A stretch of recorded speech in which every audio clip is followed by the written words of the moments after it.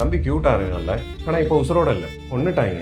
அம்மாங்கிற பேர்ல இருக்கிற இவளும் இவளோட 2வது புருஷனும் சேர்ந்து கிட்டத்தட்ட பல மாசங்களா அந்த 1.5 வயசு குழந்தைய அணுவா சித்திரவதை பண்றது, அடிக்கிறது, கைய உடைக்கிறது, தீயினால சுடுறது, ஒண்ணு ஒண்ணா பண்ணி இன்னைக்கு கடைசியில் அந்த குழந்தைய கொன்னுட்டாங்க. போஸ்ட்மார்ட்டம் ரிப்போர்ட் என்ன சொல்லுது அப்படின்னா, கிட்டத்தட்ட 51 வெட்டுக்காயங்கள் இருக்கு அந்த குழந்தை மேல. இப்படி 1.5 வயசு பிஞ்சு குழந்தை மேல 51 வெட்டுக்காயம், 3-4 இடத்துல சிகரெட்டால சுட்ட புண்ணு. அது மட்டும் இல்லாம உள்ளங்கால்ல லைட்டரை வச்சு கிட்டத்தட்ட இதுவே ஒரு 5வது 6வது டேக் ஆயிருச்சு. அழுக. எனக்கு அந்த குழந்தையோட முகம் இன்னும் என் மைண்டை விட்டு வெளியில போகல. இந்த வீடியோ எப்போ எடுத்ததுன்னு பாத்தீங்கன்னா ஒரு 2 வாரம் முன்னாடி ஏதோ ஒரு யூடியூப் சேனல்ல ஏதோ ஒரு டாஸ்க்குக்காக, லைக் ஏதோ என்ன ஃபாலோ பண்ணிருந்தீங்கன்னா 500 ரூபாய் உங்களுக்கு அப்படின்னு சொல்லுவாங்கல்ல, அந்த மாதிரி வீடியோல எடுத்தது. அப்போ கூட அந்த குழந்தையோட 2 கை வந்து உடஞ்சிருக்கு. அப்போ கேட்டப்போ கூட அந்த நாய் 32 பல்லையும் காட்டி சிரிச்சுட்டே சொல்றான், சைக்கிள்ல இருந்து கீழே விழுந்துட்டான் அப்படின்னு.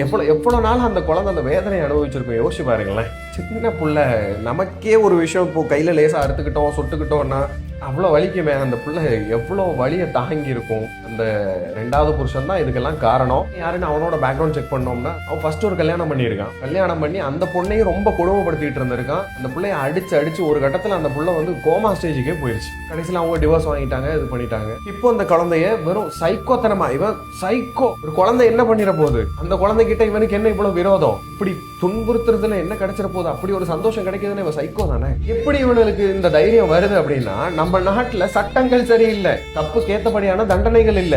அவன் ஃபர்ஸ்ட் ஒய்ஃபை கோமா ஸ்டேஜ் போற அளவுக்கு அடிச்சிருக்கான்ல, அப்பவே இவனுக்கான கரெக்டான தண்டனை கிடைச்சிருந்துச்சு அப்படின்னா இப்போ அந்த நாய் இப்படி பண்ணிருக்குமா, அந்த பிஞ்சு குழந்தையோட உயிர் போயிருக்குமா? இதுக்கு யாரு காரணம்? நம்ம சட்டம் தானே. 10 வயசு பொண்ணை ரேப் பண்ணி கொல்லும் போது வராத ஹியூமன் ரைட்ஸ், அவனுங்களை தூக்குல போடுங்கன்னு சொல்லும் போது லீகலி இந்த குத்தத்துக்கெல்லாம் தூக்குல போட முடியாதுன்னு ஹியூமன் ரைட்ஸ் ஏறிட்டு வருது. எங்க இருந்தா வரீங்க நீங்க எல்லாம்? தண்டனைகள் கடுமை ஆனாதான் இந்த மாதிரி தப்புகள்லாம் இனிமேலும் நடக்காம இருக்கும். ஆனா எங்க, நம்ம இருக்கிறது இந்தியால ஆச்சு. ஊனு கத்திட்டு இன்னும் கொஞ்ச நாளைக்கு இந்த விஷயத்தை பத்தி பேசுவோம், அப்புறம் வேற விஷயம் வந்துடும், அதை பத்தி பேச போயிருவோம், இதை அப்படியே மறந்துடுவோம். 1.5 வயசு பதறுது, என்னால பேச முடியல.